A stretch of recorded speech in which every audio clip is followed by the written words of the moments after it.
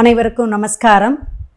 ஓம் பூஜ்யாய ராகவேந்திராய சத்திய தர்ம ரதாயச பஜத்தாம் கல்ப விருஷாய நமதாம் காமதேனுவே. ஸ்ரீ ராகவேந்திரருடைய பொற்பாதம் தொட்டு வணங்கி குரு வாழ்க, குருவே துணை. நெட்சன் ஆன்மீக நேயர்கள், ஜோதிட அன்பர்கள் அனைவருக்கும் நமஸ்காரம். அடியேன் கோவையிலிருந்து கிருஷ்ணவேணி. தை மாதத்துடைய சிறப்பான பலன்களை எல்லாருமே பார்த்துருக்கீங்க. கமெண்ட் பாக்ஸில் இன்னும் உங்களுக்கு எதாவது டவுட் இருந்தால் கேளுங்க. உங்களுடைய கமெண்ட் பாக்ஸில் கேட்குறதுக்காக தான் நம்ம நிறைய விஷயங்கள் சொல்கிறோம். இதில் ஒவ்வொரு தமிழ் மாதமும் எப்படி சிறப்பான விஷயத்தை, சிறப்பான ஒரு நிகழ்ச்சியெல்லாம் நடக்குது அப்படிங்கிறத தெளிவாக சொல்கிறோம். இதில் நிறைய பேர்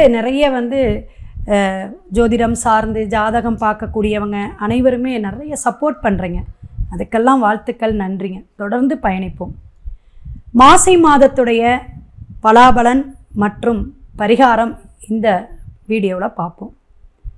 மாசி மாதம் 17ஆம் தேதி மார்ச் 2025 மிக சிறப்பாக மாசி மாதம் 17ஆம் தேதி ஆரம்பிக்கக்கூடிய இந்த மார்ச் மாதம் எப்படியெல்லாம் நமக்கு பலாபலன் இருக்கும் அப்படிங்கிறத நம்ம பார்ப்போம்.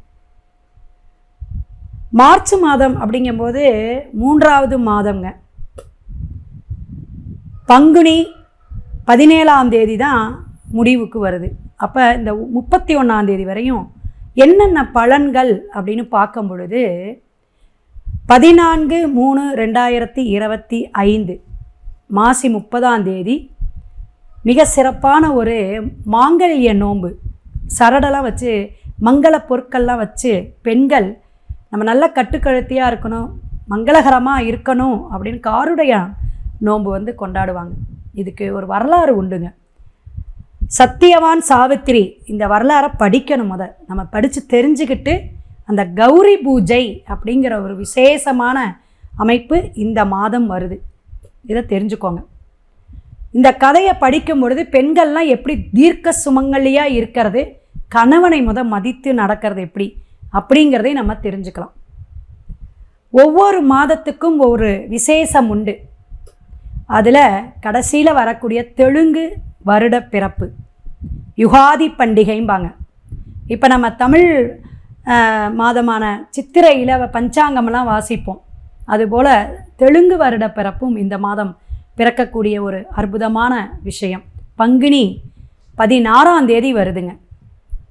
அப்போ தமிழ் மாதமான மாசியும் பங்குனியும் இணைந்து வரக்கூடிய இந்த மார்ச் மாதம் எல்லாருக்குமே கிரகங்கள் கோச்சாரத்தில் மாறும். ஏன்னா ஒவ்வொரு வருடமும் ஒவ்வொரு மாதமும் வருடக்கோளாகவும் மாதக்கோளாகவும் மாறக்கூடிய அமைப்பு அற்புதமான விஷயங்க.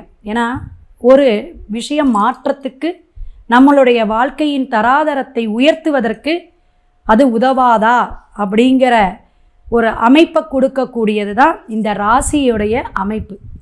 அப்போ 12 ராசிக்காரர்களுக்கும் எவ்விதமான பலன்களை நமக்கு கொடுக்குறோம் அப்படிங்கிற கோச்சார ரீதியாக ஒரு பொது பலன் தான் இது. அதை நீங்கள் நல்ல கவனத்தில் எடுத்துக்கணும். எல்லாரும் இந்த கொஸ்டின் கேட்கும்போதும் கமெண்ட் பாக்ஸில் கேட்கும் பொழுதும் எனக்கு இந்த ராசிக்கு இப்படி நடக்குது, இது கரெக்டாக இல்லையாங்கிற இந்த தடுமாற்றம் இருக்கக்கூடாது. அது நம்மளுடைய ஜனன ஜாதகத்தில் கிரக அமைப்பை வச்சு தான் கேந்திர திரிகோண பாவகத்திலெல்லாம் ஒவ்வொரு கிரகங்கள் மாறும் பொழுது அது மாற்றத்தை ஏற்படுத்தும் அப்படிங்கிறதையும் தெரிஞ்சுக்கலாம். அப்போ மார்ச் மாதத்தில் இன்னொரு சிறப்பான ஒரு விஷயம் என்ன அப்படின்னா, இந்த வருஷம் 3 விதமான கோள்கள் மாற்றத்தை ஏற்படுத்துது. அதாவது வருடக்கோள்களாக மாறுது இடம் பெயர்ந்து. அதில் மார்ச் 29ஆம் தேதி சனி பகவான் கும்பத்திலிருந்து மீனத்துக்கு பெயரக்கூடிய ஒரு அற்புதமான விஷயம் நடக்குது. அதனையும் சேர்த்து மார்ச் மாதத்துடைய பலாபலனை இனி வரும் ஒவ்வொரு வீடியோவிலையும் மேசம் முதல் மீனம் வரை நம்ம பார்ப்போம். துலாம் ராசி நேயர்கள், துலாம் ராசி சுக்கிரனுடைய அதிபதியாக இருந்து மிக சிறப்பாக சுவாதி நட்சத்திரம், விசாக நட்சத்திரம், சித்திரை அதாவது செவ்வாய் நட்சத்திரம்லாம் பயணிக்கக்கூடிய ஒரு அற்புதமான பிளேஸுங்க. 7ஆம் பாவகம் அப்படின்னு சொல்லக்கூடிய அமைப்பு. குரு பெயர்ச்சிக்கு அப்புறம் நல்லா இருக்கும். சனி மகா பெயர்ச்சி இந்த மாதம் உங்களுக்கு வருது. எந்த ஒரு விஷயத்தையுமே யோசித்து முடிவு எடுக்கக்கூடியவங்க, எடை போட்டு பார்க்கக்கூடியவங்க. துலா ராசிக்கு ஆங்கில மாதம் மார்ச் மாதம் பலாபலன்னு சொல்லும் பொழுது 6ஆம் இடம் அப்படின்னு சொல்லக்கூடிய இடத்துக்கு 4-5 கிரகங்கள் சேர்க்கை, கூட்டு சேர்க்கை வரப்போகுது. அப்போ உடல் ஆரோக்கியம் கவனமாக இருக்கணும். மனக்குழப்பம் நிறையா வரும், சஞ்சலம் வரும், நிறைய பிரச்சனைகள்லேருந்து விடுபடக்கூடிய விஷயமும் இருக்கும். சில ஜாதகங்கள், உங்களுடைய ஜனன ஜாதகம் சரியில்லைன்னா சில பிரச்சனைகளை எதிர்நோக்கக்கூடிய அமைப்பும் உண்டு. கடன் வாங்கக்கூடிய விஷயங்கள் நடக்கும், கடனை தீர்க்கக்கூடிய அமைப்பும் வரும். ஆனால் ஒருத்தவங்களுடைய சப்போர்ட்டில் தான் நீங்கள் தீர்த்துக்குவீங்க. ஒரு ஃப்ரெண்ட்ஸோ உறவுகள் வழியிலேயே ஒரு பிரச்சனைகள் தீரும், ஒரு பிரச்சனை உண்டாகும். என்ன மேடம் பயப்படுத்துகிறீங்க? கண்டிப்பாக, ஏன்னா கிரகத்தை வச்சு தான் நம்ம சொல்கிறோம். 5ஆம் இடத்துல இருக்கக்கூடிய சனி பகவான் குழந்தைகளுக்கு சில தொழில் தடை, படிப்பில் தடை, சில பிரச்சனைகளை எதிர்த்தெல்லாம் பேசக்கூடிய அமைப்பு, எந்த ஒரு விஷயத்துக்கும் ஒத்துழைப்பு கொடுக்காத விஷயம்லாம் நடந்துக்கிட்டு இருக்கும். ஏன்னா இன்றைக்கி குழந்தைங்களை நான் சொல்லுவேன், வயசு பிள்ளைங்க, அதாவது டீனேஜ் 22 வயசு வரையுமே இதை சொல்லலாம். இப்போ இருக்கிற காலகட்டத்தில், கலியுகத்தில் பிள்ளைங்களை இந்த செப்பரேட்டாக விடுறது, தனியாக இருக்கணுங்கிறது, இண்டிவிஜுவல் பர்சனாக இருக்கக்கூடிய அமைப்பு, இதெல்லாம் ஆண் பெண்களை விடாதீங்க, கூடையே வச்சுக்கணும். இந்த கோழி அடகாக்கும் பார்த்திங்களா, அது மாதிரி கூட வச்சுக்கணும், கண்காணிப்புலேயே வச்சுக்கக்கூடிய காலகட்டமாக போச்சு. நிறைய இந்த செல்ஃபோன் அப்படிங்கிற ஒரு விஷயமும், டிவி மீடியா, இந்த விஷயம் என்னென்னா மாற்றத்தை கொடுக்குது. ஹார்மோன் விஷயத்துலையும் சரி, நட்பு வட்டாரத்துலேயும் சரி, காலேஜு வேலைக்கு போகிற இடத்துலலாம் பல பிரச்சனைகளை அசால்ட்டாக எதையுமே இப்போ ஒரு கலாச்சாரங்கிற விஷயம் மாறிக்கிட்டு வருது. நிறைய பேர் கேட்குறாங்க, திருமணத்துக்கு எடுக்கலாமா, என் பிள்ளைவெல்லாம் லவ் பண்ணுதுங்களா, சொல்லுங்கள் மேடம்ங்கிறாங்க. அந்த அளவுக்கு போகுது. அப்போ நம்ம சனி மகா திசையா, ராகு திசையா, புதன் திசையா, இதெல்லாம் புத்தியை கெடுக்கும். அதே போல் கோச்சாரத்தில் வர கிரகங்கள் சில விஷயத்தை கெடுத்துட்டு போகும். இதெல்லாம் பார்த்துக்கணும், கவனமாக இருக்கக்கூடியதான். இனிமேல் ஜோதிடர்கள் இன்னும் நிறைய பேர் வளர்ந்து போயிட்டே இருப்பாங்க, வந்துக்கிட்டே இருப்பாங்க. தெருவுக்கு 4 டாக்டர் 4 ஜோதிடர் இருப்பாங்க இனிமேல். ஏன் அப்படின்னா அந்தளவுக்கு பிரச்சனைகள் அதிகமாகுது, ஃபேஸ் பண்ண முடியல. பிள்ளைங்களாம் ஒரு தோளுக்கு மேலே வளர்ந்துருச்சுன்னா சொல் பேச்சு கேட்க மாட்டேங்கிறாங்க. அவங்க பல விஷயங்களை சந்தித்து வராங்க. ஏன்னு ஃபைனான்ஸு, கெட்ட பேர், அவதூறு, ஃப்ரெண்ட்ஸு சேர்க்க, இதெல்லாம் வெளிநாடு போகிறேன், வெளியூர் போகிறேன், ஐடி கம்பெனிக்கு போகிறேன், இந்த மாதிரி விஷயத்துலலாம் அவங்க மாட்டிக்கிறாங்க, வெளியே வர முடியல, மனக்குழப்பம் அதிகமாகுது, மன சஞ்சலமாகுது. அதனால் கவுன்சிலிங் தேவை. அப்போ இனிமேல் டீச்சர்ஸே சரி, அதே போல் ஜோதிடர்களும் சரி, கவுன்சிலிங் கொடுக்கறக்கு நம்ம நிறைய படிச்சுக்கணும் போல தெரியுது, நிறைய விஷயங்களை. அப்போ இதுக்கெல்லாம் விஷயம் என்னென்னா, பழைய விஷயங்களை தொட்டு காட்டுங்க, புராணங்கள் இதிகாசங்களை எடுத்து விளக்கம் கொடுங்க. வளரும்போது இப்படிலாம் இருக்கணும், ஒழுக்கம் பண்பாடை சொல்லி நம்ம வலியுறுத்தி சொல்லணும். அதுக்குன்னு ஒரு டைமை நம்ம ஸ்பெண்ட் பண்ணணும். அது நிறைய விஷயங்கள் இருக்குது. ஸோ எந்த விஷயங்கள் இருந்தாலும் அந்தந்த மாதங்கள் நமக்கு நிறைய கோயில் வழிபாடுகள் சொல்கிறோம், என்ன நம்ம மாற்றத்தை ஏற்படுத்தும் அப்படிங்கிறத கிரக அமைப்பை வச்சு சொல்கிறோம். இதெல்லாம் நீங்கள் காது கொடுத்து கேட்டுக்கணும். கேட்டுக்கிட்டு இந்த 4 பேர்த்துக்கு இதை ஷேர் பண்ணி, இப்படிலாம் சொல்கிறாங்க, இதெல்லாம் பாருங்கள் இவ்வளோ உண்மையாக இருக்குது, நடந்துச்சு அப்படிங்கிறத நம்மக்கிட்ட பேசும்போதே, ஆமாம் மேடம் இந்த மாதம் நடந்துச்சு அப்படிங்கிறத சொல்கிறாங்க. அப்போ 6ஆம் பாவகத்தில் வர்றது என்னென்னா, ருணரோக சத்துருஸ்தானம், அவமானம், கெட்ட பேர், கடன், இதெல்லாம் வளர்த்து விட்டுட்டு போயிடும். ஏன்னா ராகு அங்கே இருக்கிறார்.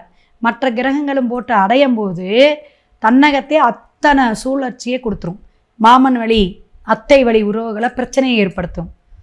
ஏதாவது ஒரு தர்ம சங்கடத்தை கொடுக்கும் பாருங்களேன். இந்த மாதம் திருமணம் சார்ந்த விஷயத்தில் தடையை கொடுக்கலாம், கெட்ட பேரை கொடுக்கலாம். கவனமாக பொருத்தம் பார்த்து எடுக்கணும். ஏன்னா சனி பகவான் வேற வரப்போகிறார், மாறப்போகிறார். அப்போ இத்தனை விஷயத்துலையும் நீங்கள் உறவுகள் சார்ந்த விஷயத்தில் கவனம் தேவை. உடல் சார்ந்த உபாதைகளை கவனமாக பார்த்துக்கணும். வெளிநாடு வெளியூர் போகிறவங்க நம்ம எப்படிலாம் பொருட்கள்லாம் கொண்டு போகிறோம் அப்படிங்கிற ஃபைனான்ஸ் எல்லாம் கவனமாக பார்த்துக்கணும். ஏன்னா பத்திரப்படுத்திக்கணும்னு அர்த்தம். துலாம் ராசி நேயர்கள் எல்லாமே பத்திரமா இருந்துக்குங்க. மார்ச் மாதம் கவன விழிப்புணர்வோடு இருங்க. ஏதாவது மிஸ் ஆகக்கூடிய அமைப்பு உண்டு. வண்டி வாகனம், அதே மாதிரி செல்ஃபோன், இதெல்லாம் ரிப்பேர் வரக்கூடிய அமைப்பு உண்டு. விரயத்தை கொடுக்கும், பார்த்துக்கணும். கடன் தொந்தரவில் மேலும் மேலும் கடனை ஆக்கிக்காதீங்க, அதே பிரச்சனையை ஏற்படுத்தும். கடன் வாங்கியிருக்கோம், நிறைய பிரச்சனை, என்ன அவமானம் வரும், ஏங்க இது மட்டுமா அப்படிங்கிறதெல்லாம் கேட்கக்கூடாது. ஷேர் மார்க்கெட்டிங்கில் இருக்கிறவங்க ரொம்ப கவனமாக இருக்கணும். ஒரு 60% தான். மறைமுக தொழில் செய்யக்கூடியவங்க, அரசியலில் இருக்கக்கூடியவங்களுக்கெல்லாம் உடல் உபாதைகள், மருந்து மாத்திரை சாப்பிடக்கூடிய அமைப்புகளை உண்டு. வயிறு உபாதைகள் வரும், கர்ப்பப்பை, அடிவயிறு, இது மாதிரி ஒரு இன்ஃபெக்ஷன்லாம் வரக்கூடிய அமைப்பு உண்டு. கொஞ்சம் தோல் சம்பந்தமான விஷயத்தையும் கவனம் தேவை. யாருக்குன்னா துலாம் ராசி நேயர்கள் கவனமாக இருக்கணும் அப்படிங்கிறத தெரிஞ்சுக்கணும். கணவன் மனைவி இடையே பிரச்சனைகள் இருக்கும். ஏதாவது நகை நட்டெல்லாம் கொண்டு போய் பேங்கில் அடமானம் வைக்கலாமா, அல்லது ஏதாவது வித்தரலாமா அப்படிங்கிற மாதிரி ஆலோசனைகள் குடும்பத்தில் நடக்கும். துளாராசி நேயர்கள் விழிப்புணர்வாக மார்ச் மாதம் இருக்கணும் அப்படிங்கிறத தெரிஞ்சுக்கணும். இத்தனை விஷயங்கள் இருந்தால் நமக்கு பரிகாரம் அப்படிங்கிறத தெரிஞ்சுக்கணும்.